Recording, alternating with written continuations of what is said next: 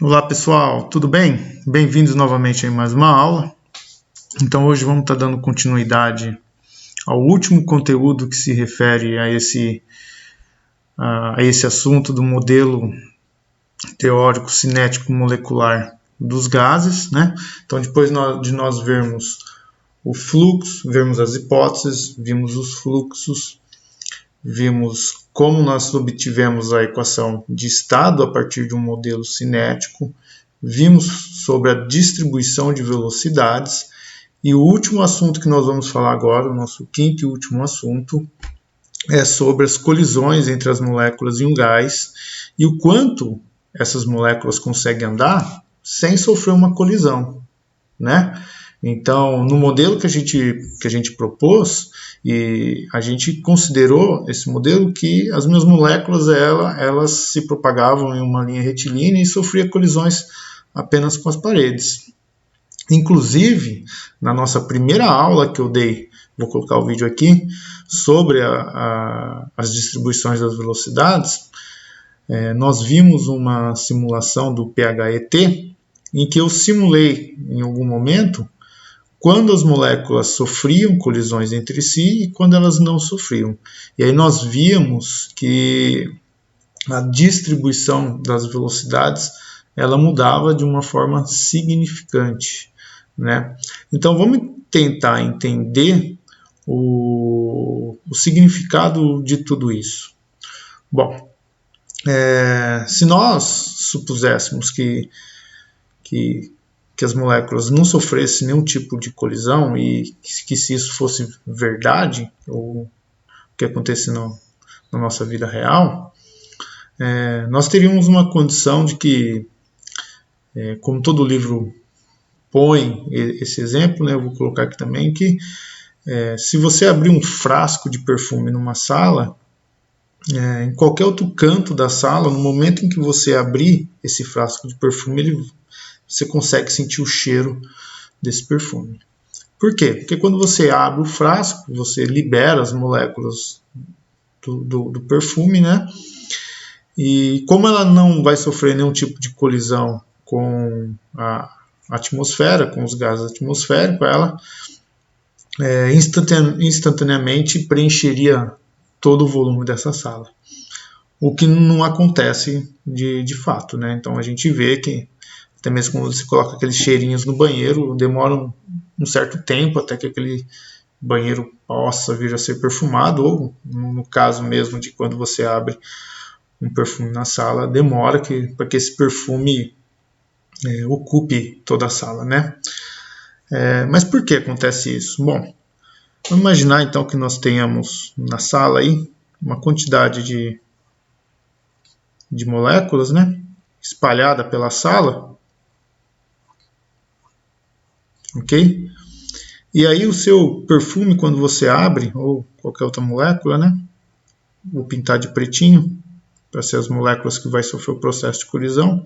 Ele vem, bate nesse, aí ele bate nesse, aí ele vem para cá, aí depois ele vem para cá, aí ele vem para cá, aí ele vem para cá, vem para cá. Ou seja, o movimento dele não é um movimento em uma linha reta, né? Ele simplesmente não sai daqui e chega nessa posição final sem sofrer nenhum tipo de alteração do seu percurso. Ele vai fazendo um movimento todo de zigue-zague até que ele alcança uma outra posição, ok? Então, para isso, né, para a gente começar a entender, vamos chamar, eu vou tentar fazer os meus desenhos dessa forma. Eu vou chamar então de as moléculas que estiverem em branco, ou seja, vai ser minha molécula-alvo, ok? Os branquinhos. E o que tiver em negrito é a minha molécula projétil, ok? Só para a gente poder ter uma identificação. Então, o meu projétil ele vai bater em vários centros de colisão e aí ele vai alterando o seu movimento, vai alterando o seu estado de movimento, que é a sua direção, sentido. Ok? Então, para a gente começar a entender isso, a primeira pergunta que nós temos que fazer é: quando é que essa molécula, qual que é a condição para a minha molécula projétil bater numa molécula-alvo? Bom, a primeira condição é a seguinte: vamos imaginar, eu já deixei pronto o meu desenho, tá? Então, vamos imaginar que nós tenhamos aí uma molécula-alvo, uma molécula projétil. Opa, desculpa. Então, vou imaginar que eu tenho aí uma molécula projétil. Vou pintar aqui de preto, né? Esse é o meu projétil. E vamos colocar aqui assim um raio Rzinho. E essa daqui é a minha molécula alvo, com raio Rzão. Então a minha molécula projétil, ela sempre vai bater no meu alvo quando a distância entre os centros dela, ou seja, quando essa distância aqui, que eu estou chamando de uma distância D, igual ao Rzão mais o Rzinho, tá? For satisfeita. Ou seja, se eu imaginar que eu tenho a minha molécula alvo, essa daqui, paradinha nessa minha posição, e eu tiver uma molécula projétil vindo nessa direção, cujo raio é um raio Rzinho, ela vai passar muito longe dela. Concordam comigo? Então ela vai passar muito longe dela. Essa distância do centro da minha molécula-alvo até o centro desse meu projétil é maior do que isso. Maior do que o Rzão mais Rzinho. Então ela não vai sofrer colisão. Tá? Então aqui, ó, não sofre colisão. Pois as distâncias entre os centros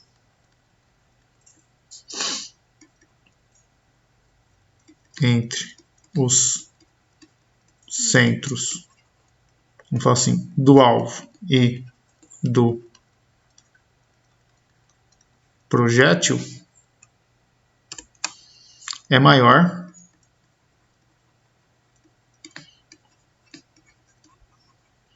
do que Rzão mais Rzinho, ok? Então, nós vamos passar a chamar essa minha esfera aqui, cujo raio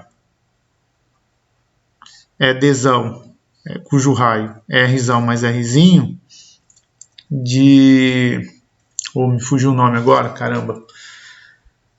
Esfera de exclusão. Esfera de exclusão. Ok? Deixa eu apagar isso aqui para não ter dubiedade. Ok? Então, para toda molécula projétil que vier numa direção em que ela esteja dentro da minha esfera de exclusão, vai haver um processo de colisão. Para qualquer outra molécula que não tiver dentro dessa esfera de exclusão, ela vai passar reto e não vai sofrer colisão. Pode ser que numa molécula posterior, situada em uma outra posição, essa minha molécula projétil que passou reto encontre uma esfera de exclusão e aí colida com outra molécula, ok? Mas para simplificar, vamos fazer assim, certo? E aí, olha só, como nós estamos considerando apenas a direção, ou seja, apenas a distância entre os centros de cada esfera, ou seja, entre esse centro e esse centro aqui, que são os centros da esfera alvo e da esfera projétil, nós podemos considerar a minha esfera projétil, quer dizer, minha molécula projétil como um ponto, e a minha molécula-alvo como sendo toda essa esfera de exclusão. Ok? Então, vou escrever aqui rapidinho e dou uma agilizada no vídeo aí para passar isso rápido. Tá? Então,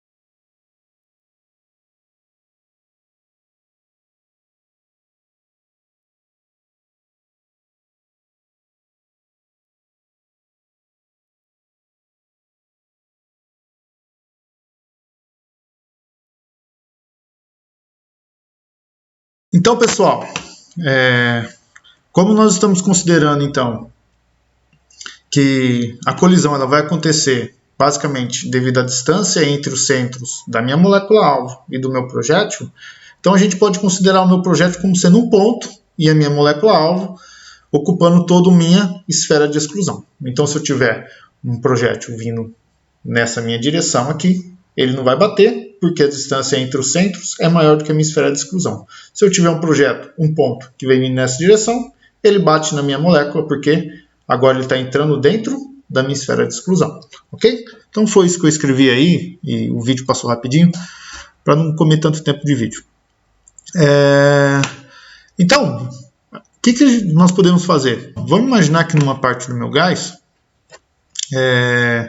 exista N moléculas, tá? E entre essas moléculas, vamos colocar aí, existe então moléculas-alvo, projétil, tá? Projétil,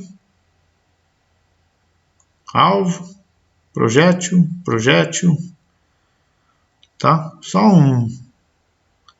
uma maneira da gente tentar visualizar o nosso gás, ok? Não que a gente consiga distinguir o que é projétil e o que é alvo, mas vamos tentar fazer isso da melhor maneira possível, né? Só um desenho para a gente conseguir visualizar melhor todo o nosso processo. Ok? Então nós temos aqui uma porção do meu gás e essa porção aí ela tem vamos colocar aqui um tamanho L, L por L, e a espessura dele, tá? E a espessura dele vamos falar, um ΔX, tá? De tal forma que nesse ΔX aqui, nesse ΔX, nós não tenhamos, ele seja tão pequeno a ponto de que uma molécula não possa se esconder, por exemplo, atrás dessa minha molécula-alvo, tá? Então, ó, imagine que haja, vamos lá,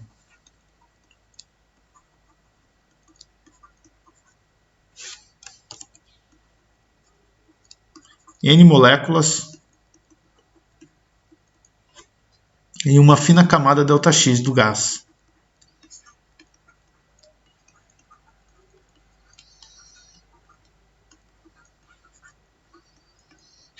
Ok? A maioria das nossas moléculas que vão estar passando, né, elas podem passar e não sofrer colisão. Ok? Mas muitas outras, ou seja, todas aquelas que estiverem dentro de uma esfera de exclusão, vai sofrer um processo de colisão. E as que passam reto, se não bater numa molécula que está logo à frente dela, pode bater numa molécula que está logo atrás e assim por diante, tá?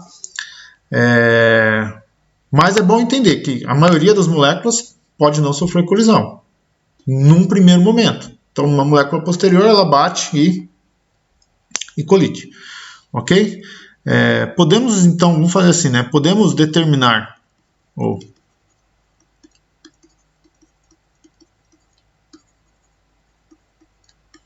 número vamos chamar assim, ΔN de colisões, calculando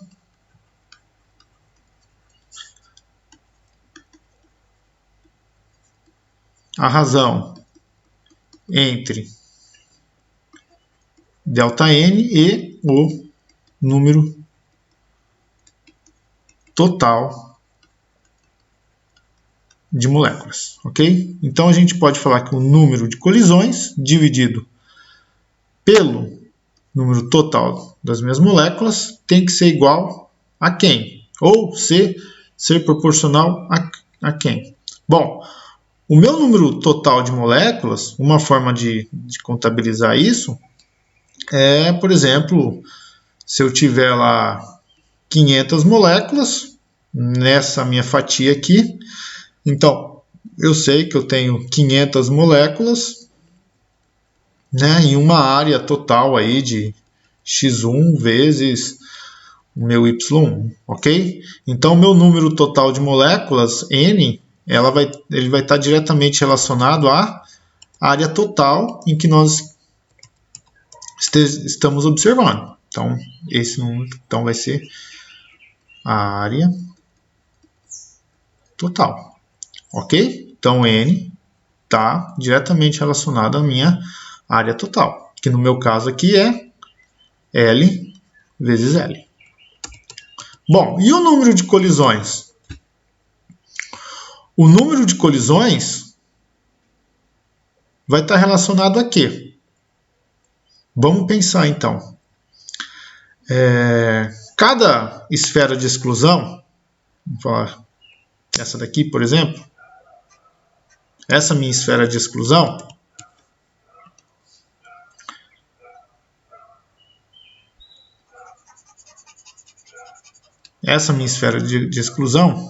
nós dizemos que ela tem uma área sigma que é dada por π vezes d ao quadrado, que é o que nós chamamos de seção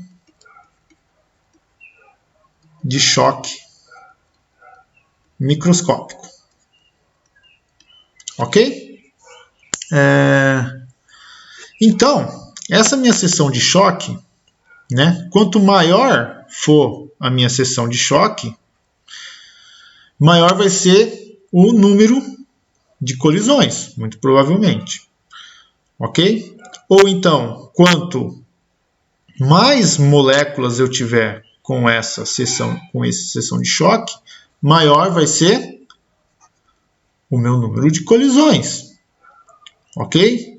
Ou então, quanto maior for essa minha fatia que eu estou pegando do meu gás, concordam? Maior vai ser o meu número de choques. Ok? Então, o meu número de choques, ΔN, deve, então, depender da concentração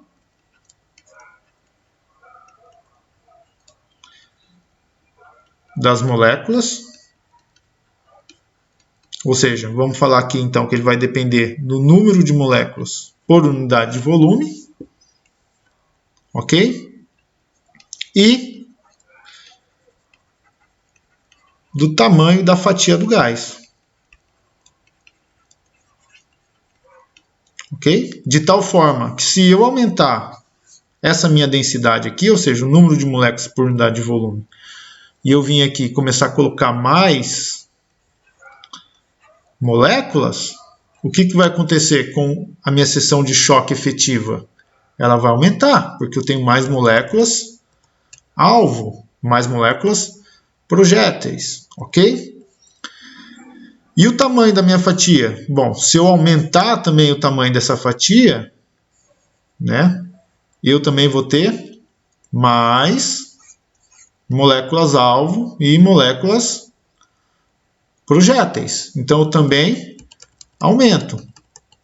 Então, esse meu delta, minha interrogação aqui, né, ela vai ter que ser algo não, ela vai ser dependente da minha densidade de moléculas vezes a minha seção de choque microscópica. Se eu tiver moléculas maiores, aumenta a chance de ter uma colisão.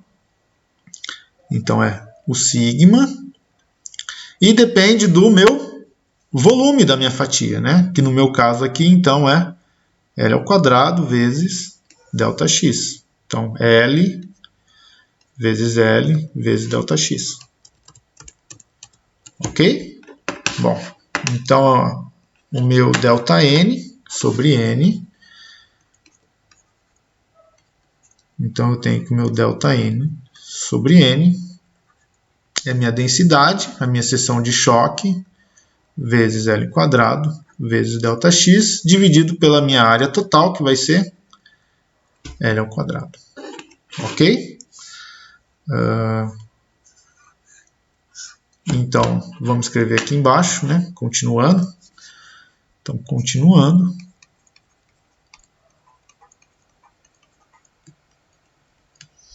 Então, eu tenho que meu ΔN sobre N. Eu tenho L quadrado em cima e embaixo, no numerador e no meu denominador. Então, a gente pode cancelar isso. L quadrado com L quadrado. Ok? E nós vamos ficar que ΔN sobre N é a minha densidade, sigma ΔX. Ok? Só um parênteses aqui, pessoal. A minha densidade vezes a minha seção de choque, esse cara aqui, é o que nós vamos chamar daqui para frente de seção de choque macroscópica. Tá? Bom, e como a minha densidade ela é molécula por volume, ou seja, molécula por metro cúbico, né? E a minha densidade ela é metro quadrado, vamos falar assim, a minha seção de choque ela vai ter a dimensão de metro a menos 1, ok? Toda seção de choque tem essa dimensão de metros a menos 1, 1 sobre metro, ok? Bom, mas vamos entender então o que está acontecendo. Nessa nossa equação, o que nós temos aqui é basicamente o seguinte: conforme vai ocorrendo as nossas colisões, ou seja, se no momento inicial aqui eu tenho, vou imaginar aqui que eu tenho 10 moléculas, tá?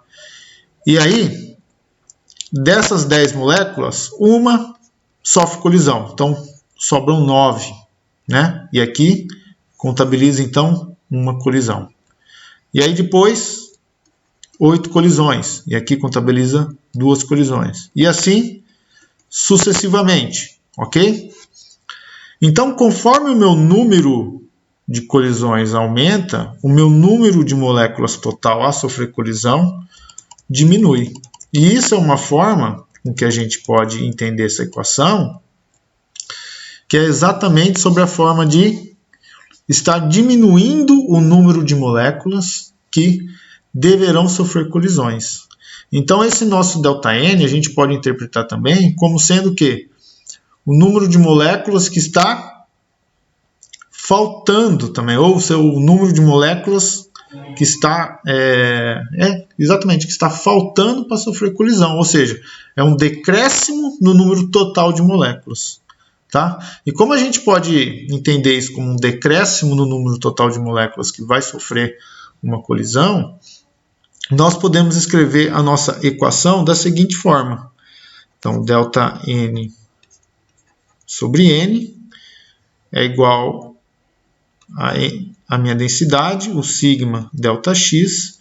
Então, nós podemos escrever ela como sendo ΔN menos N ni sigma ΔX. Ok? Então, o que eu quero dizer com essa minha equação aqui? Eu quero dizer o seguinte: né? Vamos lá. Aí eu passo para frente cada uma.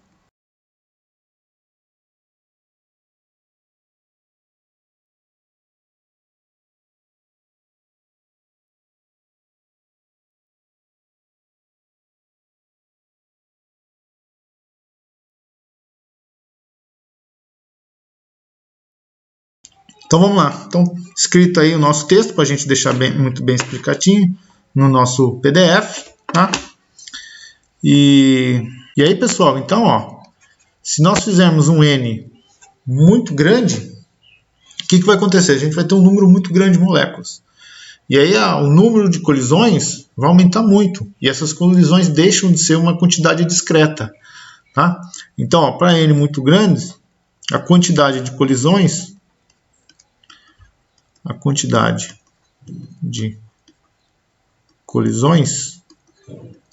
deixa de ser uma quantidade discreta.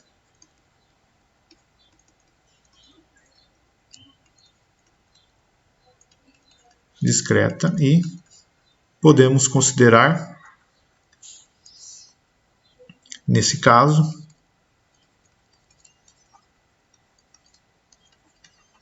como uma quantidade contínua.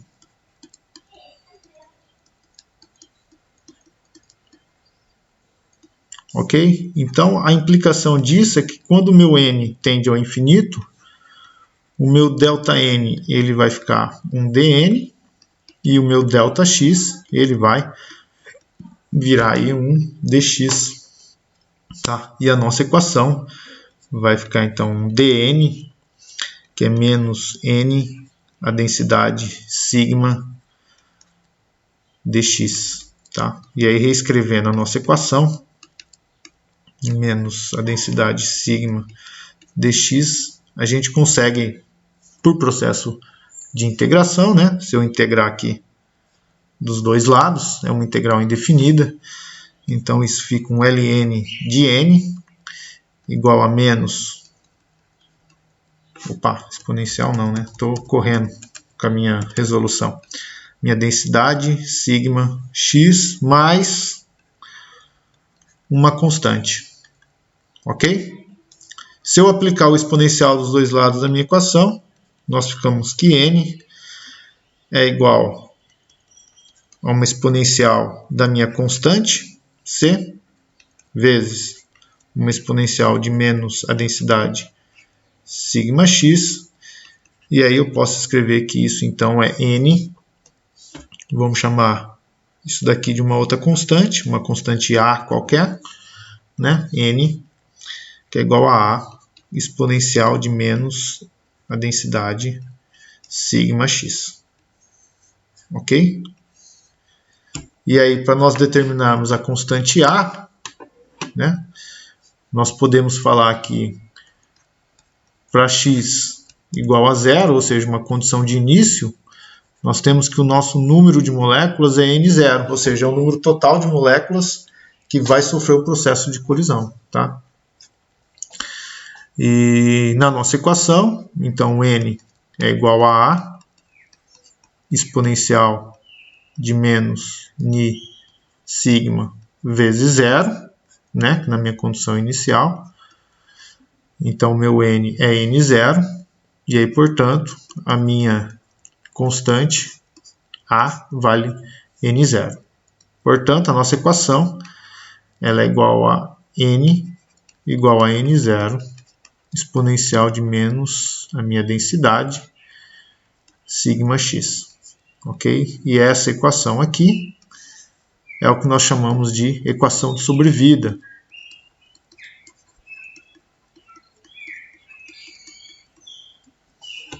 É a nossa equação de sobrevida. E ela representa, devem ainda sofrer uma colisão. Então, a nossa equação de sobrevida, ela vai nos dizer que é um número de moléculas que ainda não sofreu uma colisão.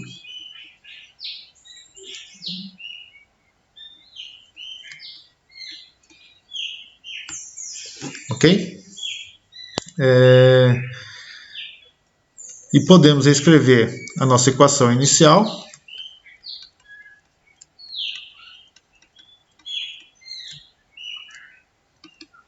A nossa equação, delta N sobre N igual a densidade sigma x. X não, né? Delta x, desculpa. Como sendo delta N igual ao N0, que é esse meu N aqui, já estou substituindo esse N aqui, tá? Que é N0, densidade, sigma, exponencial de menos densidade, sigma x, delta x, ok? E aí, essa equação nos fala o quê? Que é o número de colisões ao longo de uma distância percorrida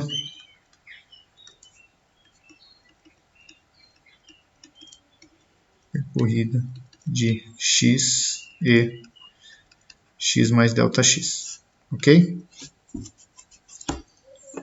Certo? Bom, então são essas as equações mais difíceis que a gente tinha que trabalhar, e com essas equações agora a gente consegue determinar, por exemplo, quanto será que a minha molécula alvo ou a minha molécula projétil ela vai andar sem sofrer uma colisão. Qual que seria essa distância? Essa distância é o que nós vamos chamar de livre caminho médio.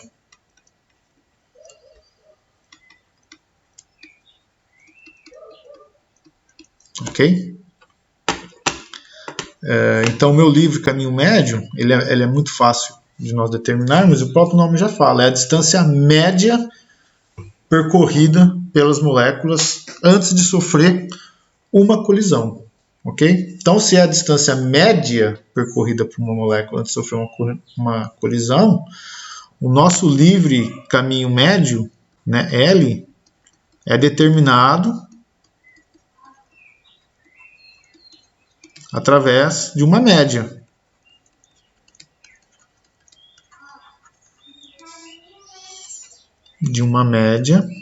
Né, considerando o número total,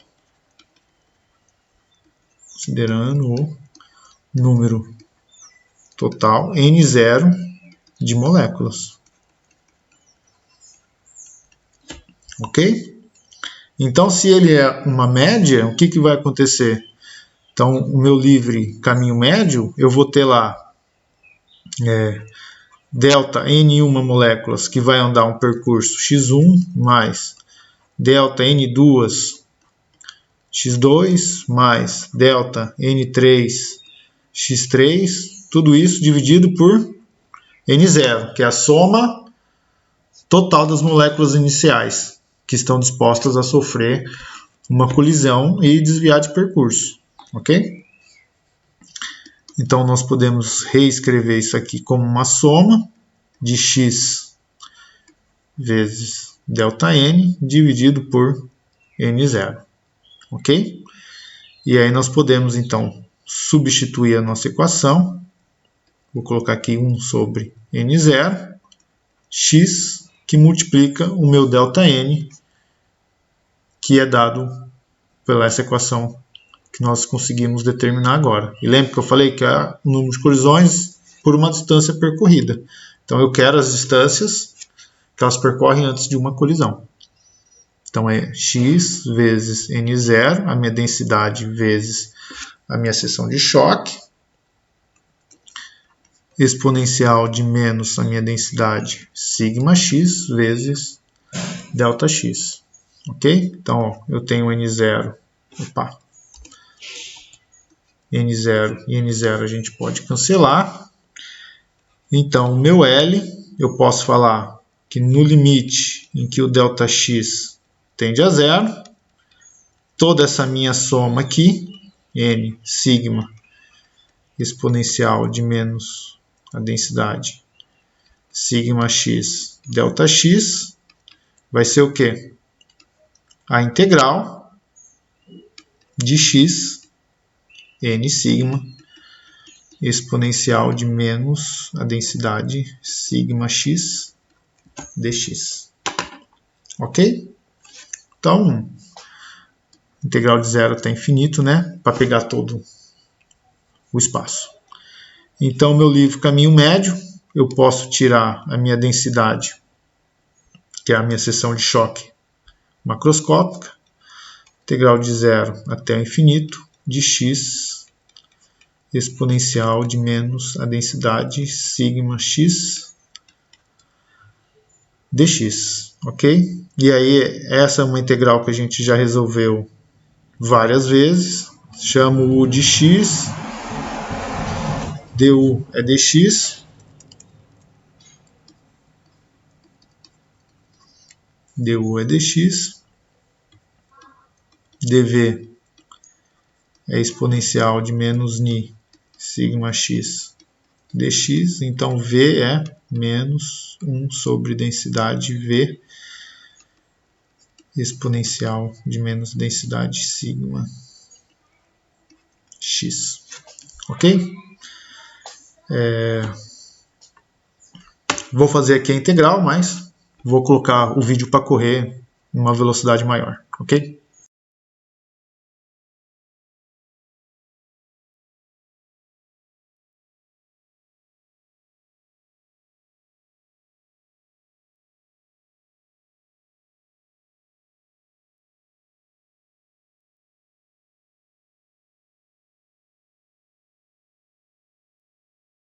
Então, pessoal, meu livre caminho médio, ele é dado aí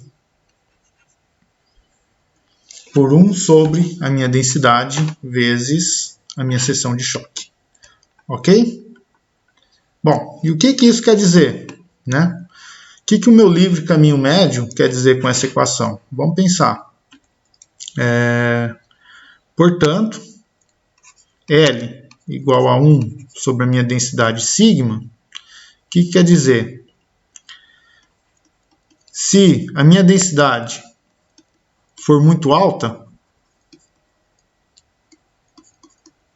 ou seja, se eu tiver muitas moléculas aglutinadas, uma juntinho da outra, a chance de uma colidir com a outra é muito maior.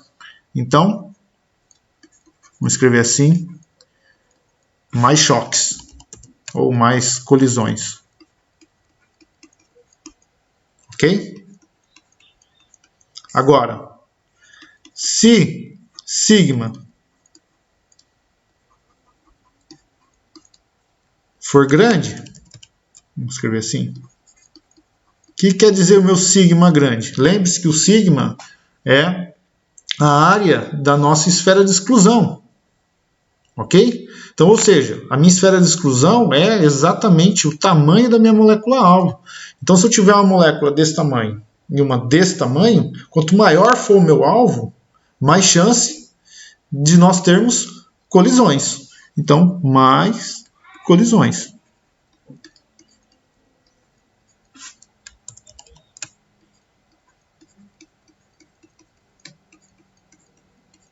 Ok? Então, quanto maior a densidade e maior o tamanho das minhas moléculas, mais colisões nós teremos. Tá? Ou ainda, para a gente entender melhor, ou ainda, para um gás ideal, em que nós temos PV igual a N KT, onde o meu K é a minha constante de Boltzmann, né? Então é a equação de estado por molécula, né?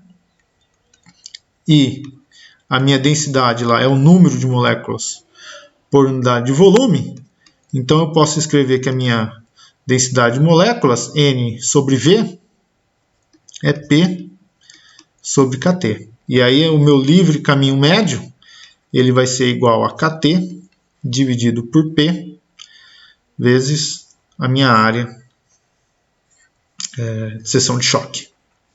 Ok? O que isso quer dizer então? Que se eu aumentar a minha pressão, se eu aumento a minha pressão e mantenho o meu volume constante, a minha temperatura vai aumentar e os choques vão ficar cada vez maiores, né? Então, eu estou aumentando a pressão, estou dando mais energia para as minhas moléculas através da temperatura, então o meu choque aumenta, ok?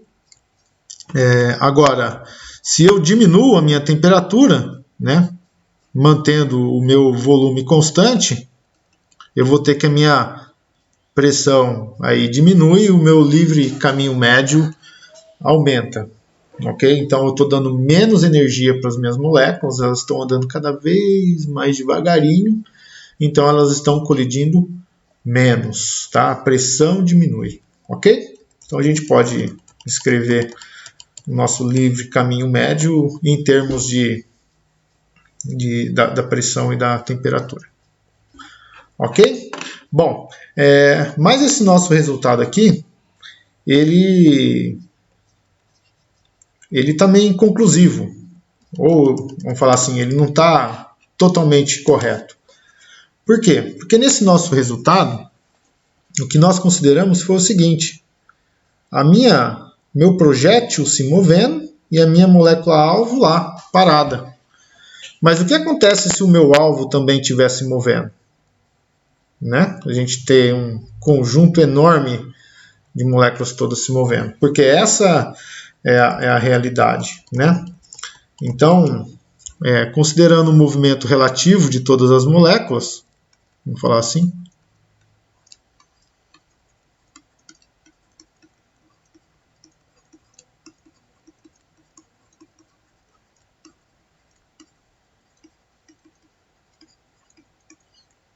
de todas as moléculas, né? Vírgula.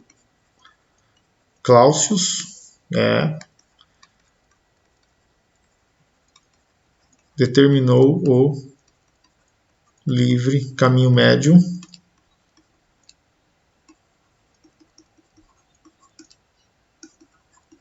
dado por, vamos colocar assim, um LC de Clausius, né?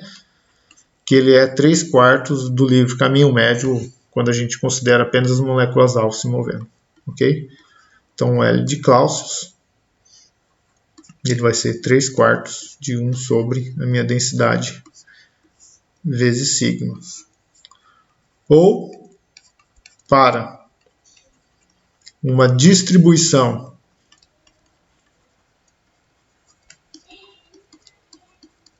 de velocidades que nós vimos na aula passada de Maxwell-Boltzmann,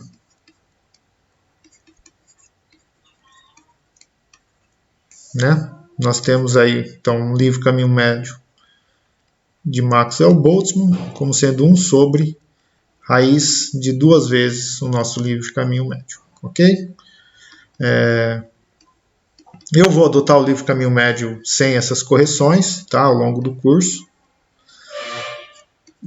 porque eu acredito que seja pequenas correções e só deixa a nossa equação mais difícil de ser trabalhada ou de ser lembrada, ok? Bom, então, levando em conta essas duas correções aí, para deixar as nossas equações mais redondinhas, né? E podemos escrever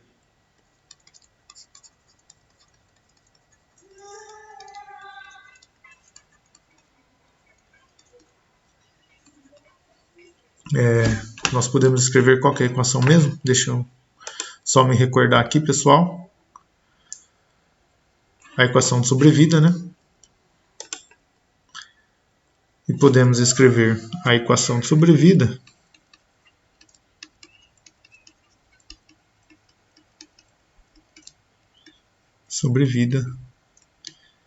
em termos do livre caminho médio.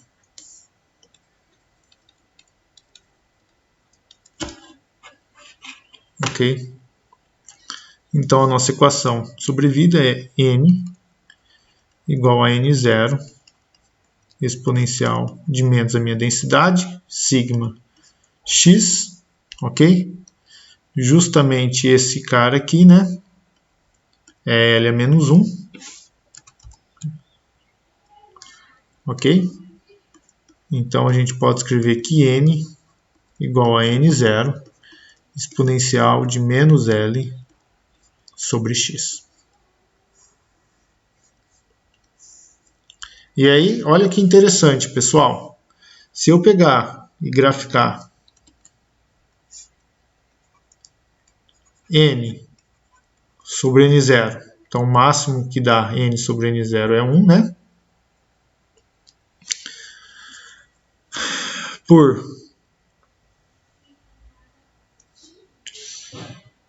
L sobre x, nós temos um decaimento, que é um decaimento da nossa função exponencial. Muito feio esse meu decaimento, mas vamos deixar assim.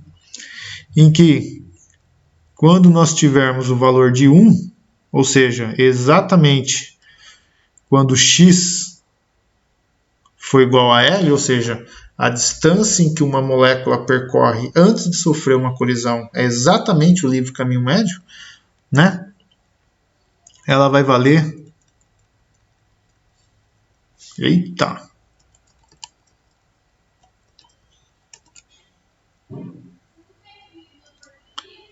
0,37. Ou seja, o que nós estamos fazendo aqui?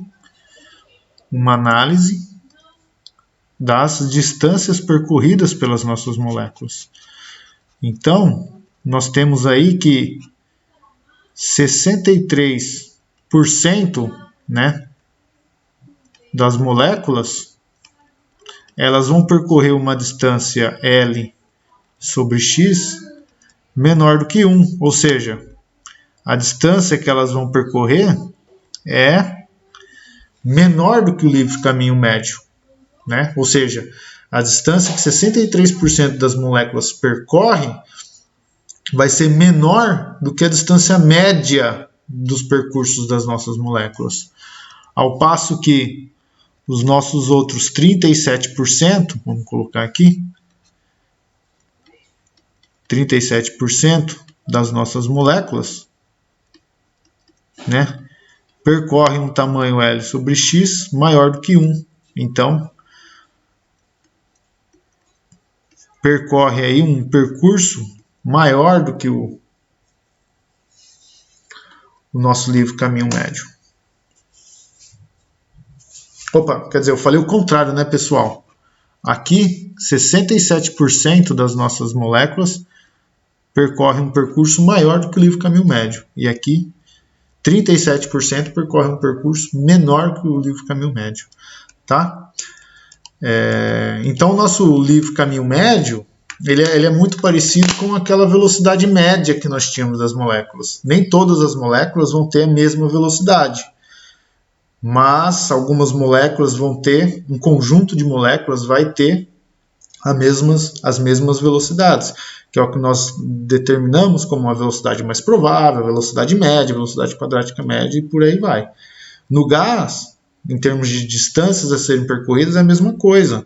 Nem todas as moléculas vão percorrer uma distância x sem sofrer um processo de colisão.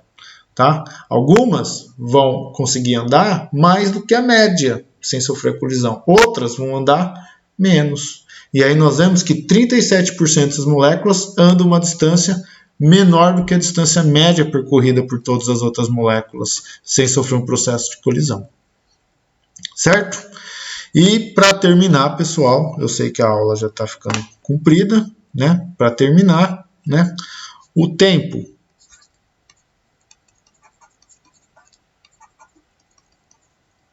médio, vamos chamar de tal, entre duas colisões sucessivas,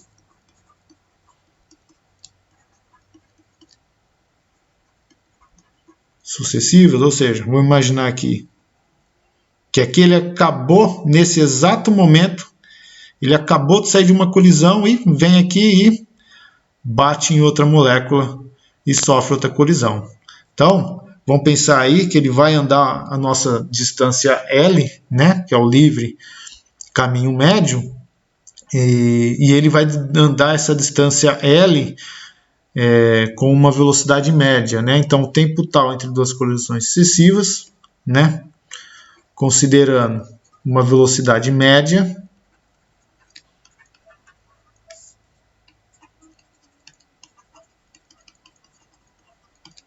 média V, que nós já sabemos calcular, pode ser dada por